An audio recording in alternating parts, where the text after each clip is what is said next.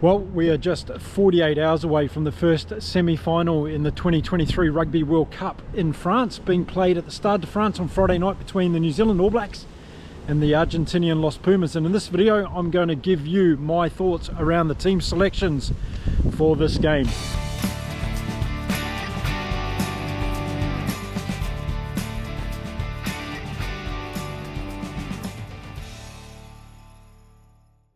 G'day and welcome to Inside Rugby. My name is Mark, and if you have not been here before, I'm a Kiwi rugby fan living in beautiful Cancun in Mexico. And as far as I know, I'm the only Kiwi rugby guy that's got a YouTube channel in Cancun. So there you go, a little bit of a statistic for you. If you're here for the first time, welcome. It's great to have you on board. Stick around. We've got plenty coming up this weekend and also through to the end of the Rugby World Cup. And then we're going to go on to other things as well on this rugby channel. So plenty of rugby here if you're a big rugby fan. Now, both teams, All Blacks and the Argentinian Los Pumas, have put together full strength sides to play each other on Friday night. So I'm going to go through the teams in this video, give some thoughts around the game and focus in on a couple of players as well that I think we need to keep a watch out for this Friday night. Okay, so yeah, as I mentioned, both teams have gone in pretty much full strength to this game as expected. It's a World Cup semi-final after all, and you wouldn't expect them to take their pedal off the metal at this stage of the tournament. So why don't we have a look at the Argentinian team first, and I'll give my thoughts around their selection. So let's start off in the forwards for Argentina. And looking at the Argentinian front row, they've gone with Gallo, Montoya and Cadella.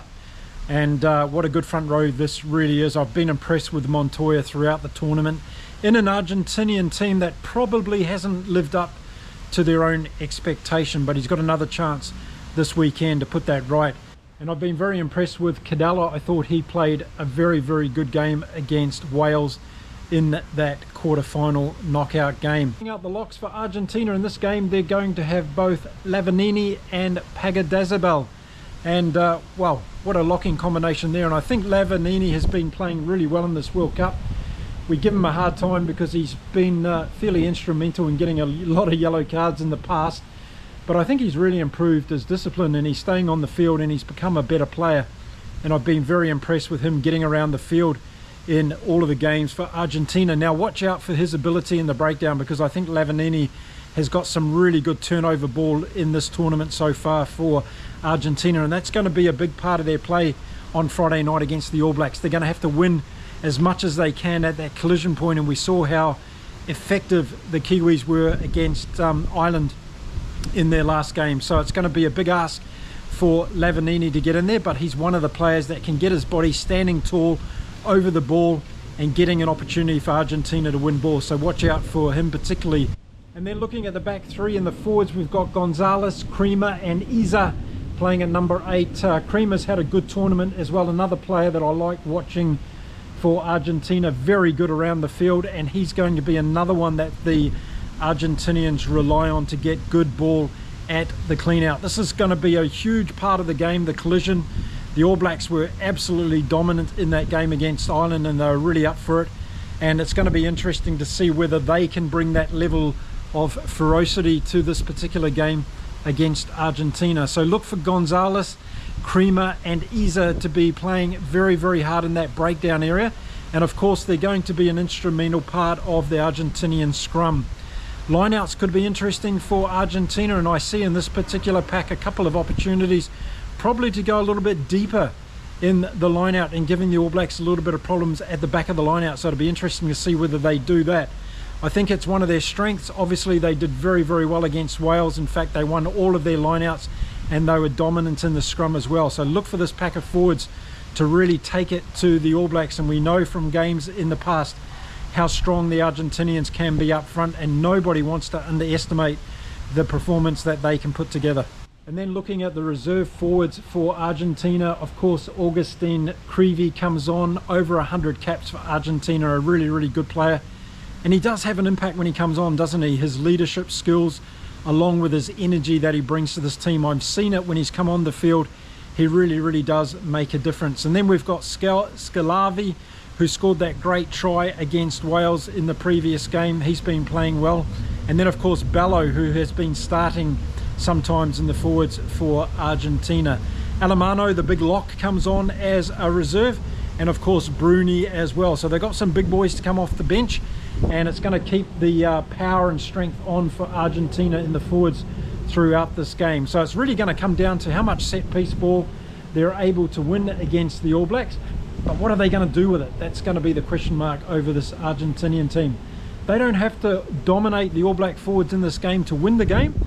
They've got to be very clever though with their game management, and they've got to work out how they're going to use the ball, the territory and the possession that they do get in this game. So that's the Argentinian forwards, both their starting 8 as well as their reserves. Okay, let's go through the Argentinian backs to play the All Blacks on Friday night. And starting at the back at fullback, we have Juan Malia.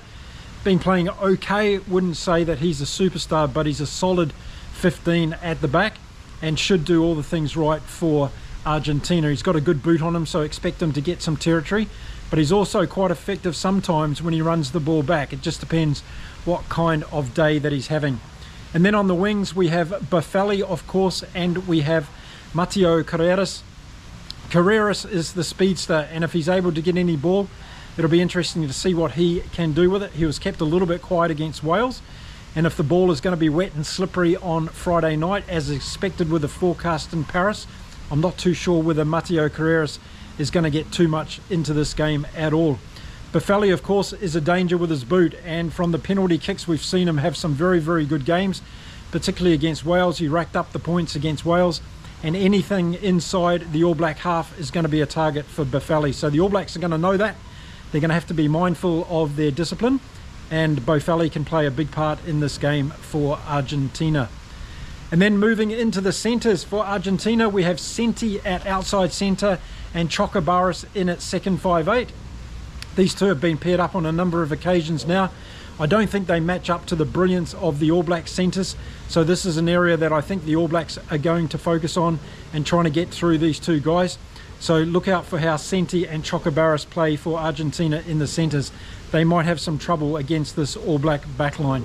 At 9 and 10 for Argentina, we have Bertrand at halfback, and we have Santiago Carreras at number 10. And the tried and tested pair here, although I do prefer Nicolas Sanchez myself over Santiago Carreras, particularly in this tournament. But I thought Santiago Carreras had a much better game against Wales. So if he brings that kind of form into this game against the All Blacks, I think Argentina will be happy. Bertrand can be a little bit on and off with his kicking, particularly his box kick, so let's see what happens there. But I think these were the predicted 9 and 10 that we were going to see from Argentina in this game.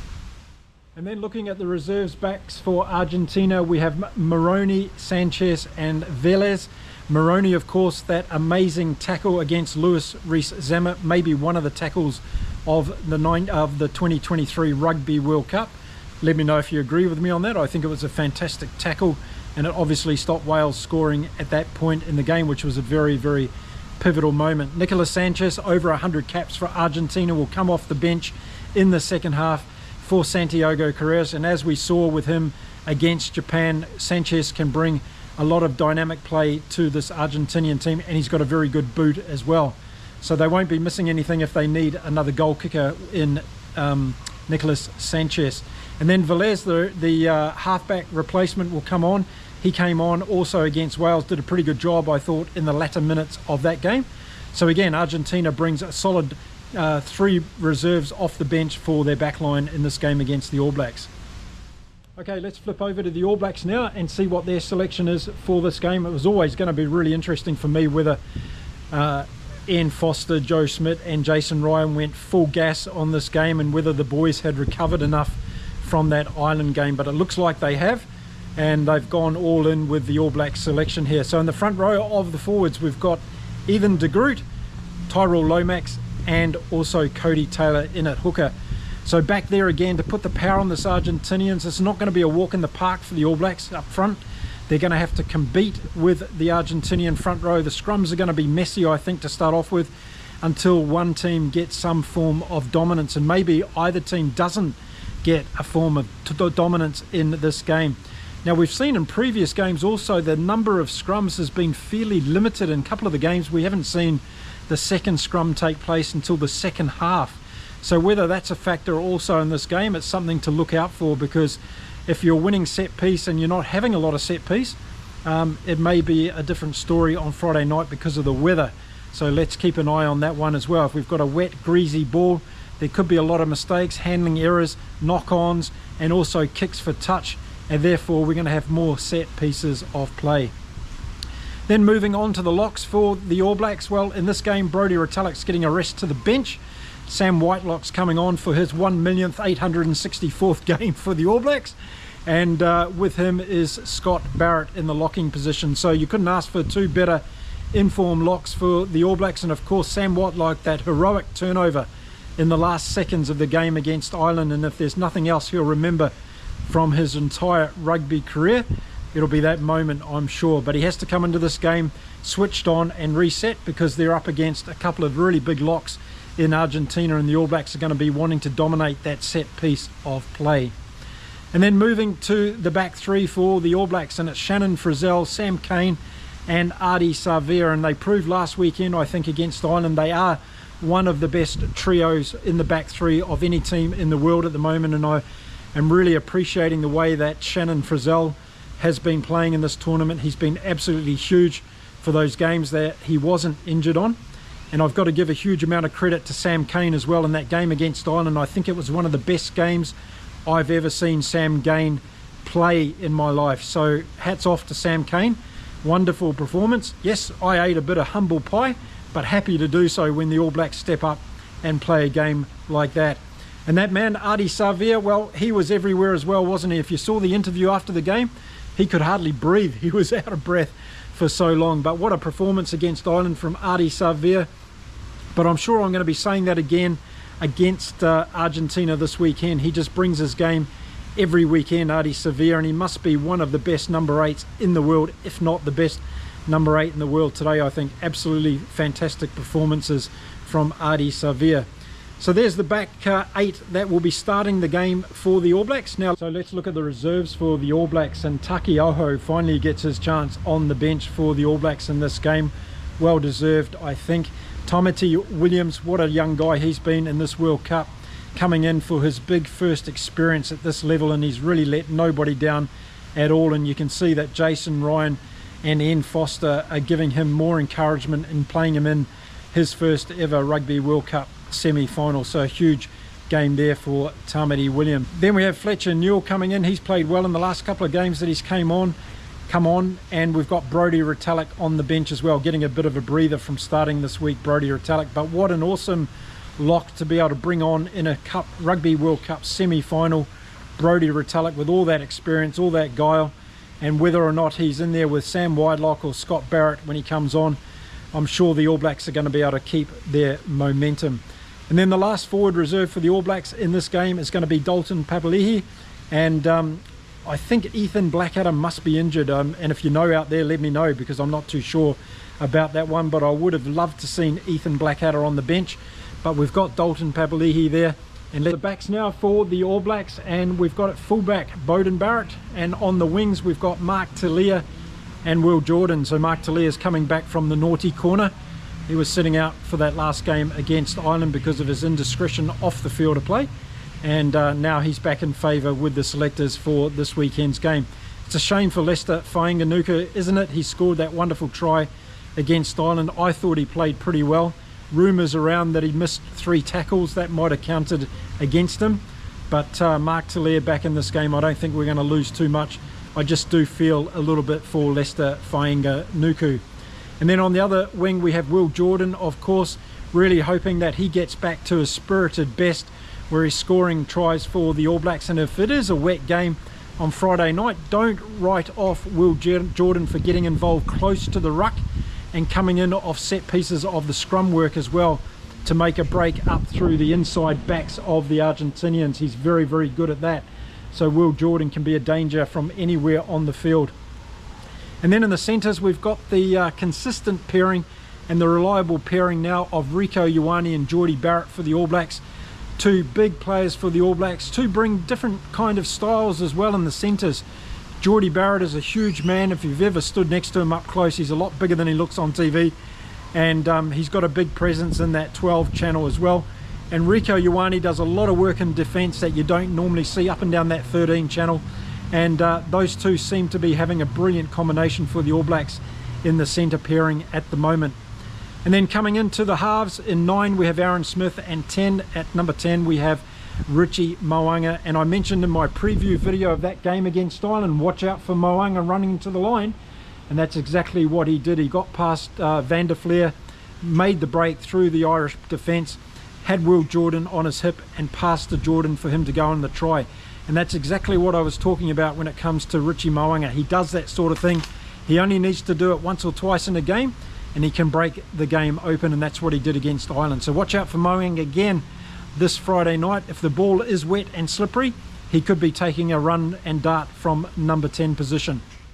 So looking at the back reserves for the All Blacks, and they've gone for a 5-3 split again this week, and in the backs we've got Finlay Christie, we've got Anton Leonard-Brown, and we've got Damien McKenzie. Now once again, I'm going to stick my head out there and say I wish Cam Roigard was in this team. I really do. And for all those that are out there that love Finlay Christie and say that Cam Roigard is too inexperienced for a Rugby World Cup, I get it, I understand it, but I just want to see Cam Roigard play again in this All Black team, because he's been very good. And I don't care whether it's a Rugby World Cup semi-final. I think coming off the bench, Cam Roigard can bring something special to this team. And it's maybe because I'm just not a big Finlay Christie fan, so we'll put it down to that, shall we? Anton Leonard-Brown was fantastic against Ireland when he came on. He's not one of my kind of go-to players, but he was brilliant, and his defensive work in that last 10-15 minutes against Ireland helped us win that game. So Anton Leonard-Brown definitely deserves a start in this game on the bench with the All Blacks, and I have no problem with that selection. Damien McKenzie, of course, well, if it's going to be wet, it's going to be a tricky game, ball in hand. Let's see what he can do, and let's see how the All Blacks use him as well, because he could come on, of course, to cover for Richie Mo'unga in 10, or he could go into fullback and replace Beauden Barrett. We'll have to see how the All Black selectors look at that one, and it could come down to game time decisions, because we don't know what it's going to be like conditions wise. As the forecast is going on this week in Paris, it seems as though the amount of rain that they're expecting is actually going to become less and less, so it may not be as bad as what we're thinking. I'll have to have another check-in in 24 hours time and see how that forecast is. So there we go, that's the All Blacks team, pretty much full strength for this game against Argentina, and no real surprises there for me at all, other than my desire and love for Cam Roigard to get a run. I think that pretty much everybody else speaks for themselves. Okay, time for me to summarise this game, and I know there's a lot of Kiwis out there are waiting for me to bet against the All Blacks again and give them a hard time. Well, I'm going to disappoint you all this week, because I'm going for the All Blacks this week. I think they've got too much across the field in any conditions across 80 minutes of rugby, and I think they're just going to come out on top in this game. I'm not going to predict a score. I don't want to go down that path, but I think the All Blacks at the end of the day are going to have too much for this Argentinian team. Again, it's going to be that first 20 minutes in this game where we're going to see really the decisiveness and the speed of the All Blacks play. And even if it's wet, I think they're going to use their forwards, they're going to use that inside channel, and they're going to put Argentina under as much pressure as early in this game as they possibly can. So look for the All Blacks to do that. On the opposite side, look for Argentina to try and slow the game down, take that speed away from the All Blacks, and to use their set pieces as much as they possibly can. I think Santiago Carreras is going to kick the ball into open spaces as much as he can, and allow his forwards to get up the field and try and get set piece opportunities. That's going to be very difficult though, because the All Blacks have got the likes of Will Jordan, Mark Talia and Beauden Barrett at the back to bring that ball back, and they've got to be very careful with that scenario. And as we've seen from Beauden Barrett, his chip kicks over the top of the defence when he's returning the ball from those long kicks can be really dangerous for opposition sides. So Argentina are going to have their work played out. I don't think they can play the 10-man game and win this game against the All Blacks. They are going to have to throw some risk to the wind at some stage, because I think the All Blacks are either going to have too many points on the board, or they've got too much potential for scoring against this Argentinian team. But it is a semi-final of a Rugby World Cup, and neither New Zealand or Argentina have been in this position before in a Rugby World Cup. And what I mean by that is, I mean they haven't played each other after the respective games that they've had previously. So the All Blacks are coming off that very physically and emotionally draining game against Ireland, and they're backing up to play this Argentinian team. And Argentina had a tough game against Wales and really had to go the full 80 to win that game as well. So both teams are coming into this game with a relatively quick turnaround, and they've never had that experience before in a World Cup against this particular opponent. And as we've seen every week in this World Cup, your strategy needs to change according to the team that you're playing. And the All Blacks and Argentina respectively are going to have to do that this weekend to come out on top. I've made some videos about complacency and talked about how both teams have to come reset for this game, and that's going to be very, very important. Let's not just focus on complacency, let's focus on not being switched on the day to the game. I think that's going to be more and more important. So whoever starts off very good, it could be a slippery ball, there could be a couple of early mistakes, and it's going to put your team under pressure. So we're going to have to watch out for those things in the first 5 or 10 minutes as well. It could come down to the kickoff in the very beginning of the game. Who makes a mistake from that? We've seen that in previous games at this year's Rugby World Cup. The benches are also going to be a very interesting scenario when they're used, how they're used. We saw that strategic use of the bench between South Africa and France last weekend, and we're probably going to see it again this weekend with the All Blacks and Argentina. So that's going to be very, very interesting as well. But when I look across the field, I think the All Blacks have got a better kicking game. They've shown against Ireland how awesome their defence can be if they're up for the same level this weekend. And they've got too many game winners in this team, whereas I think Argentina are limited to just a handful of players that could actually win this game for them. But on the All Blacks, you look at anywhere across their back line, and they've got the potential to break this game open, as they have in the forwards, with the likes of Shannon Frizzell and Adi Savia running at the defence. I think Argentina are going to have their hands full when it comes to coping with those two guys in open play. The collisions are going to be huge, of course, and we saw that mighty performance by the All Blacks in the collision area against the Irish. Are they going to be able to bring that level of intensity to this game? I hope so, because if they do, it's going to give them a great foot up to try and win this game. And then, of course, we have to talk about discipline. Neither team can afford to lose one player or two players in this particular game, whether it be a yellow card or red cards. And if a team does go down to 14 men and it's wet conditions, it may make it a little bit easier to stick in there in the game. But let's have a look at how the discipline unfolds. And if Argentina are being put under huge amounts of pressure in that first 20 minutes, we might see their discipline lack a little bit, and it could result in cards, or it could result in penalty opportunities for the All Blacks. So I just think Argentina are going to have to work a lot harder in this game than the All Blacks, particularly to get down into the All Blacks 22 and to stay there. I think that's going to have an incredible effort from the Argentinian team to do that, whereas I think the All Blacks have got more potential across the field to be able to get down into the Argentinian 22 and to put points on the board. That ticking over of the scoreboard, like every game, is going to be important in this weekend's semi-finals. And I expect the All Blacks to take opportunities when they get down there. And if we are going to see a wet ball and a wet ground, then look out for that line out maul and giving the Argentinian forwards a hard time close to their line. I think that's going to be a strategy that the All Blacks deploy. So there we go. The All Black fan here in Cancun is finally backing the All Blacks this weekend to have a win against Argentina. I expect them to be able to do the job. I think it's going to be tight. I think the Argentinians are definitely going to turn up to play, and they might cause a surprise here and there in this particular game. But I think the All Blacks, if they play to their potential, have got too much class to overcome this Argentinian team. As I said, I'm not going to want to put a prediction in terms of a score on it, but I'd like you to. So drop me a comment, tell me who you think's going to win this game, and also throw a score out there as well if you're brave enough to try and anticipate it. One of the hardest things to do at this year's Rugby World Cup is to pick scores of these games. So there we go. That's the first semi-final this weekend between the New Zealand All Blacks and the Argentinian Los Pumas, to be played at the Stade de France on Friday night, and it's going to be one hell of a game, that's for sure. I want to thank you all very much for supporting my channel, making the comments very worthwhile reading, and just engaging in the game of rugby as we see it across all these fantastic nations. We're in for a big weekend. I'm going to be here all weekend making videos and reviews of these games. And next up, I'm going to be talking about the South Africa and England game when those teams are announced as well. So watch out for that video soon. Until then, stay well, stay safe, everybody. I'll see you back again here real soon on Inside Rugby with Mark. Until then, bye for now.